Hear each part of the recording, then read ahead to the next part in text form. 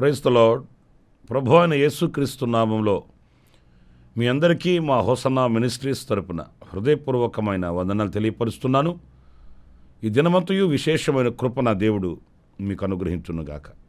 ప్రియులారా, పరిశుద్ధ గ్రంథంలో నుంచి ఒక శ్రేష్టమైన మాట మనం చదువుకుందాం. 39వ కీర్తన 4వ చరణాన్ని నేను చదువుతున్నాను. యెహోవా, నా అంతము ఎట్లుండునది, నా దినముల ప్రమాణము ఎంతైనది నాకు తెలుపుము. నా ఆయువు ఎంత అల్పమైనదో నేను తెలుసుకొనగోరుచున్నాను. ప్రియులారా, చూడండి, ఈ వాక్య భాగంలో నా ఆయువు ఎంతైనది నేను తెలుసుకొనగోరుచున్నాను అనేది కాస్త మనం ఆలోచించినప్పుడు లోకంలో మనం అనేక విషయాలు తెలుసుకుంటుంటాము. ఘనమైనవి, ఘనహీనమైనవి, జరుగుతున్న పరిస్థితులు, జరగబో వాటిని తెలుసుకోవాలన్న కుతూహలం మనకుంటుంది. ఇక ఈరోజు పరిస్థితుల్లో నుంచి మనం మాట్లాడుకోవాలి అని అనుకుంటే ఈ సోషల్ మీడియా బాగా పెరిగిపోయింది కదా. ఎప్పుడు ఎక్కడ ఏది జరిగినా క్షణాలలో ప్రపంచాన్ని చుట్టుకుంటుంది. అందుచేత అనేక విషయాలు సెర్చ్ చేసి అక్కడేం జరుగుతుంది, ఇక్కడేం జరుగుతుంది, వాతావరణంలో ఎలాంటి మార్పులు వస్తున్నాయి, ఆరోగ్య వ్యవస్థలో ఎలాంటి మార్పులు వస్తున్నాయి, రాజకీయంగా ఎలాంటి మార్పులు కలుగుతూ ఉన్నాయి, ఇలాంటివన్నీ ఆసక్తి కలిగిన వారమై ఎన్నో విషయాలు మనం తెలుసుకుంటూ ఉంటాము.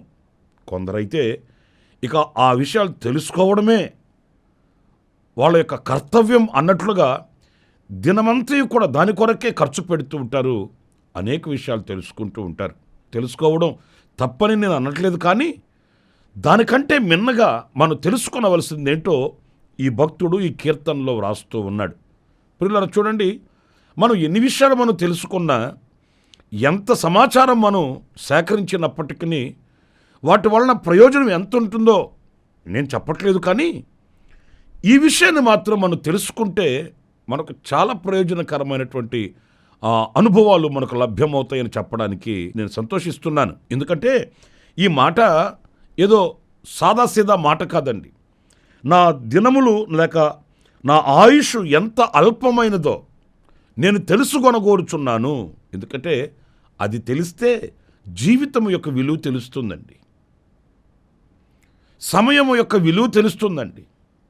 సమయాన్ని ఎలా ఉపయోగించుకోవాలి, జీవితపు అనుభవాలను ఎలా మలుపు తిప్పుకోవాలి, ఇవన్నీ ఈ అనుభవం మీదనే ఆధారపడి ఉన్నాయి అనేది మనం గ్రహించాలి. ఎందుకంటే ఎంత అల్పమైనదో మనకు తెలిసినప్పుడు మరి ఈ అల్పకాలం బ్రతికే ఈ బ్రతుకుని మనం ఎలా మలుచుకోవాలి, దేని కొరకు ప్రయాసపడాలి, ఏది సంపాదించుకోవాలి, ఏది కూడగట్టుకోవాలి, ఎలాంటి అనుభవాల్ని మన ప్రభు దగ్గర ప్రార్థించి పొందుకోవాలి అనేది తెలుస్తుందండి. ఈరోజు మనిషి లోకంలో అల్పమైన వాటి కొరకు ప్రాకులాడుతున్నాడు, అశాశ్వతమైన వాటి కొరకు కాలాన్ని వెచ్చించుచున్నాడు. ఎందుకంటే ఈ జీవితపు అనుభవం ఏపాటిది, ఎంతకాలం నేను బ్రతకగలుగుతాను, నా ఆయుష్యం ఎంత అనేది తెలియని వ్యక్తి ఇంకా ఎంతో సమయం ఉంది, ఇంకెంతో నాకు ఆరోగ్యం ఉంది, నేను అది కూర్చుకోవాలి ఇది కూర్చుకోవాలన్న ఆలోచన ఆరాటం మనిషికి కలుగుతుంది. చూడండి, ఈ రోజున దేవుని కార్యక్రమాల మీద కానీ, దేవుని మీద కానీ, దేవుని సన్నిధి మీద కానీ ఆసక్తి తగ్గిపోతున్న రోజులండి ఇవి. ఎందుకంటే టెక్నాలజీ పెరిగింది, వసతులు ఎన్నో వచ్చేసాయి. ఈ వసతుల వలన, ఈ టెక్నాలజీ వలన పలు విధాలుగా మనిషి అనేకమైన వాటిని సంపాదించుకోవాలి, ఘనత పొందాలన్న ఆలోచన మరి మనిషి కలిగి ఉన్నాడు గనుక క్షణం తీరిక లేకుండా పరుగులు తీస్తున్నాడు. ఎన్నో సంపాదించుకోవాలని ఆరాటపడుతున్నాడు. కానీ బాధాకరమైన విషయం ఏంటంటే తాను సంపాదించినది అతనికి ఆనందాన్ని కలుగు చేయక మునిపే, తాను సంపాదించినది అతడు కూడగట్టుకొని మూటగట్టుకొని దాచిపెట్టుకున్న దానిలో అతనికి ఆనందం కలగక మునిపే కాలం అనే కాలం నాకు కాటు వేస్తుంది. కాటికి కాళ్ళు చాపి కనుమరుగైపోతున్నాడు. వ్యాధులతో నలిగిపోతున్న వారే కానివ్వండి. పురులారు, ఇంకా మనం పరిస్థితులన్నీ మనం గమనించినప్పుడు పలు విధాలుగా మనిషి కనురెప్ప పాటులో కనుమరుగైపోతున్నాడు. అది వివేచించగలిగిన వాడు ఎవడు? దానిని ఆలోచించగలిగిన వాడు ఎవడు? ఈ అల్పకాల జీవితపు అనుభవంలో ఈ బ్రతుకుని శ్రేష్టమైన వాటి మీద మనం ఆసక్తి కలిగిన వారమై వాటిని పొందుకొని వాటిని సంపాదించుకొని మనం ముందుకు వెళ్ళవలసిన ఆవశ్యకత ఎంతైనా ఉంది. లేఖనాల్లో మనం యేసుక్రీస్తు చెప్పిన ఒక ఉదాహరణ మనం బాగా చదువుతూ ఉంటామండి. ఒక ధనవంతుడు ఉన్నాడట. ఆ ధనవంతుడు కొట్లన్నీ వెడల్పు చేసుకున్నాడు, ధన సమృద్ధి చేసుకున్నాడు. ఆయన తన ప్రాణంతో చెప్పుకుంటున్నాడట, నా ప్రాణమా తినుము తాగుము సుఖించుము, అనేక సంవత్సరములకు నేను నీ కొరకు కూర్చిపెట్టాను గనుక అనుభవించు అన్నట్లుగా తన ప్రాణంతో ఆయన చెప్పుకుంటున్నాడు. ఎంత అవివేకమైన ఆలోచన చూడండి. వీటినన్నింటినీ అనుగ్రహించిన దేవునికి మహిమ కలుగునుగాక అని అనట్లేదండి. ఇవన్నీ కూడా సమృద్ధిగా నాకు ప్రసాదించిన తండ్రి ఘనమైన వాడు, మహోన్నతుడు, సర్వోన్నతుడు అని ఆయనను ఆరాధించట్లేదండి. తమకు కలిగిన వాటిని తలంచుకొని మురిసిపోతున్నాడు. ఆయన అన్నాడు, వెర్రివాడ, ఎంతకాలం ఇవన్నీ ఉంటాయి? నువ్వెంతకాలం ఉంటావు? ఈ రాత్రిని ప్రాణాన్ని వాళ్ళు అడుగుతున్నారు. అంటే ఈ ప్రాణం ఈ రాత్రి తొలగిపోద్ది. మరి అవన్నీ ఎవరు అనుభవిస్తారు? అవన్నీ ఎవరి కొరకు కూర్చి పేర్చి పెట్టినట్లు? అలాంటి వెర్రితనం ఈ రోజున లోకంలో మనకు కనిపిస్తుందండి.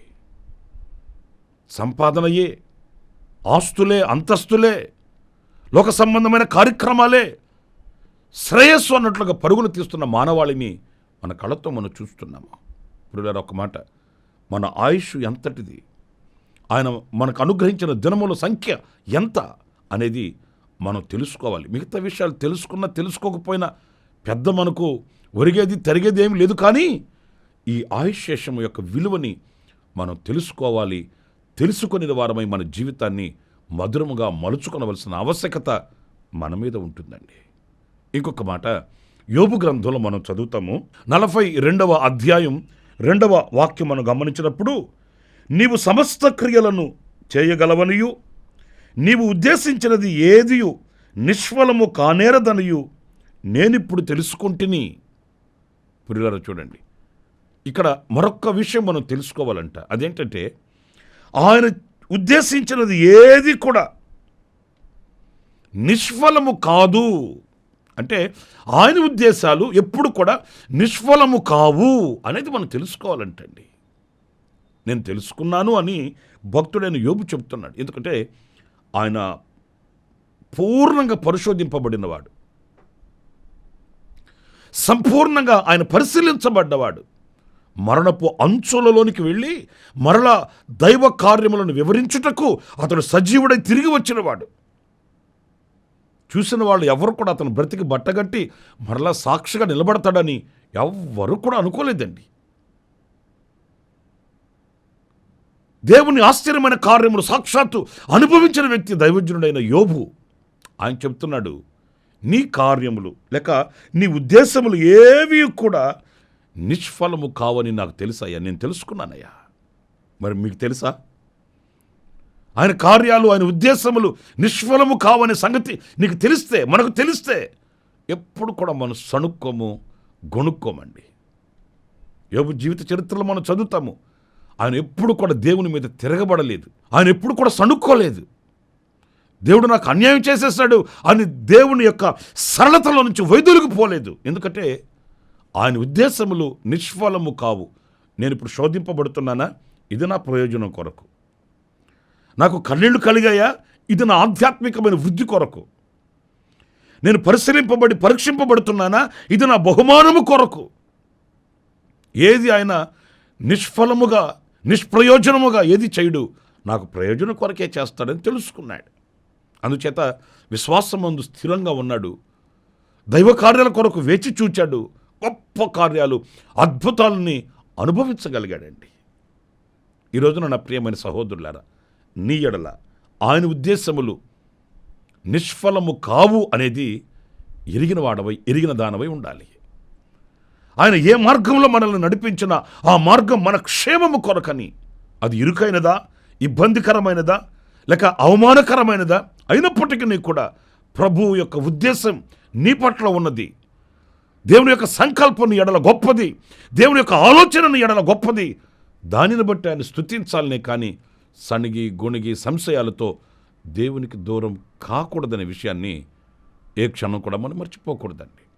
నా ప్రియమైన సహోదరులు, ఈరోజు అనేక మంది విశ్వాసులైన వారు సహితమునండి ఎన్నో సంవత్సరాల నుంచి భక్తిగా దేవుని సన్నిధికి వెళుతూ వస్తున్నవారు, పరిశుద్ధ గ్రంథాన్ని చదివేవాళ్ళు, ప్రార్థనలు చేసేవాళ్ళు కూడాను చిన్న శోధన కలిగితే దైవ ప్రణాళికని, దైవ చిత్తాన్ని ఎరుగక వాళ్ళు దేవునికి దూరమైపోతున్నారండి. ఈ దినాలు ఎలాంటివేనంటే క్రైస్తవుని పరిశీలించే దినాలండి, క్రైస్తవుడిని పరీక్షించే దినాలండి. గనుక ఈ పరీక్షలలో ఆయన ఉద్దేశములను మనం గుర్తించిన వారమై, ఆయన విశాలమైన హృదయాన్ని తెలుసుకొనిన వారమై, ఆయన లోతైన ప్రేమను రుచి చూచిన వారమై మనం స్థిరపరచబడాలి ప్రభునందు. పరిశుద్ధులైన పౌలు ఫిలిప్పి సంఘానికి రాస్తూ అంటాడు, మీరు స్థిర హృదయులై ఉండండి, కదల్చబడకండి. నిజమే ప్రియులారా, లోకమైన లోకంలో ఉన్నవైనా మనల్ని క్రీస్తులో ఉండనివ్వకుండా, క్రీస్తులో స్థిరపరచబడనివ్వకుండా మనల్ని కదుపుతూ ఉన్నాయి. కదిపే అనుభవాలు కలిగినది లోకం. కనుక మనం కదల్చబడిన వారం కావాలి.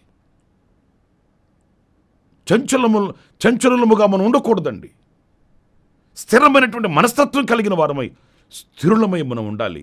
ఎందుకంటే ఆయన ఉద్దేశములను మనం ఎరిగిన వారమే అయితే అలాంటి స్థిరత్వం కలిగిన వారమై మనం బ్రతకాలి అనే విషయాన్ని మనం మర్చిపోకూడదు.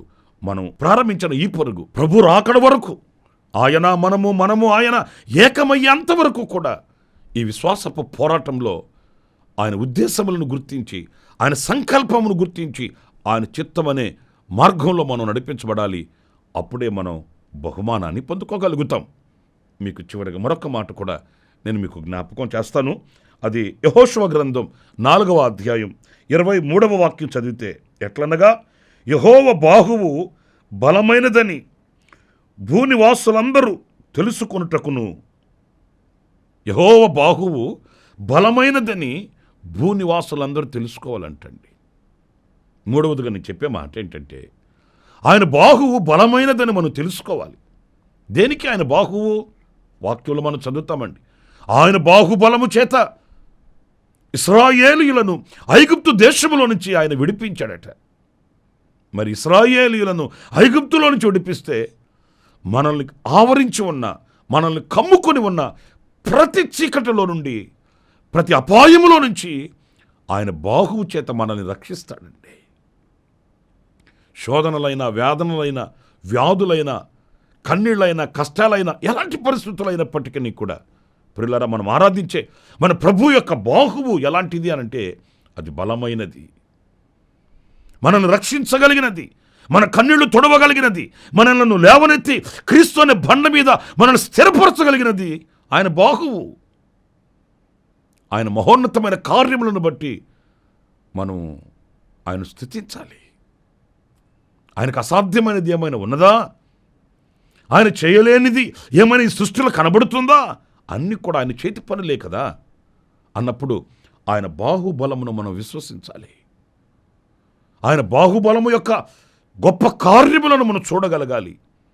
ప్రియులారా, ఆ సర్వశక్తి కలిగిన దేవునికి మనం ఎలా ఉండాలంటే, ఆయన రెక్కల నీడను శరణజొచ్చి ఆయన మీద ఆనుకొని ఆధారపడిన వారమై, ఆయనను పూర్ణముగా విశ్వసించిన వారమై మన బ్రతుకుని ముందుకి కొనసాగించుకోవాలండి. చూడండి, ఒక పరాక్రమశాలి, ఒక బలాఢ్యుడు మనతో ఉన్నప్పుడు మనకు ధైర్యం ఉంటుంది.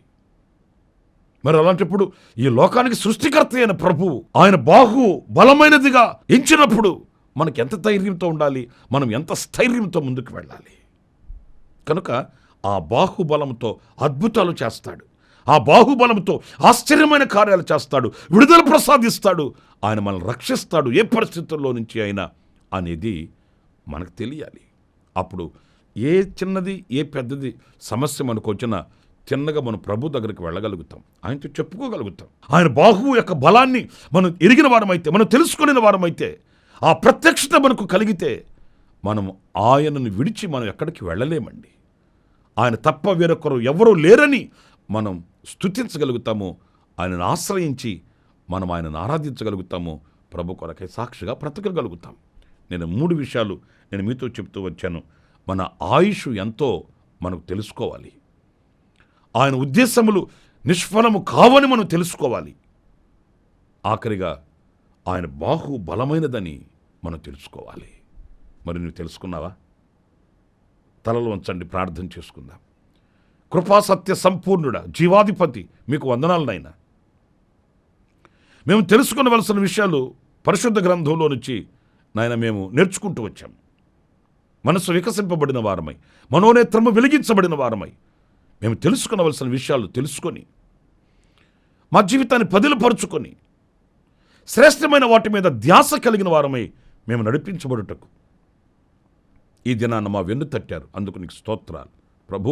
మా ఆయుష్యమును మేము తెలుసుకునే వారమై మీ యొక్క ఆశ్చర్యమైన కార్యములు, మీ ఉద్దేశములు నిష్ఫలము కావని మేము ఎరిగిన వారమై, నీ బాహువు బలమైనదని ఎరిగిన వారమై, తెలుసుకుని వారమై ప్రభు మీ మీద ఆనుకొని బ్రతుకుని మీరు మాకు అనుగ్రహించారు. అందుకు నీకు స్తోత్రం. అంతము వరకు కూడా కుడికైన ఎడమకైన తొలగక మీ వైపు చూస్తూ ఈ విశ్వాసపు పోరాటంలో మేము ముందుకు సాగడానికి సహాయం చేయమని నన్ను మమ్మల్ని మీ చేతులు సమర్పించుకుంటూ యేసు ప్రశస్త నామములో ప్రార్థించి వేడుకొనుచున్నాను తండ్రి. Amen, amen. ప్రభు మిమ్మల్ని దీవించి ఆశీర్వదించుగాక. ఈ దినమంతా విశేషమైన కృప నా దేవుడు మీకు ప్రసాదించునుగాక. అలాగే ఈ రోజున జన్మదిన శుభవేడుకలు జరుపుకుంటున్న ప్రియులందరికీ నా హృదయపూర్వకమైన శుభాభివందనాలు తెలియపరుస్తున్నాను. కన్యలలో ఉన్న కుటుంబాలని ప్రభు ఆదరించాలని కోరుకుంటూ ముగిస్తున్నాను. నా దేవుని సన్నిధి మీకు తోడై ఉండుగాక. ఆమెన్. ఇంకా మరిన్ని ఆత్మ సంబంధమైన సందేశాల కొరకు ఈ మా యూట్యూబ్ ఛానల్ ని సబ్స్క్రైబ్ చేసుకోండి. Pastor Ramesh ministries.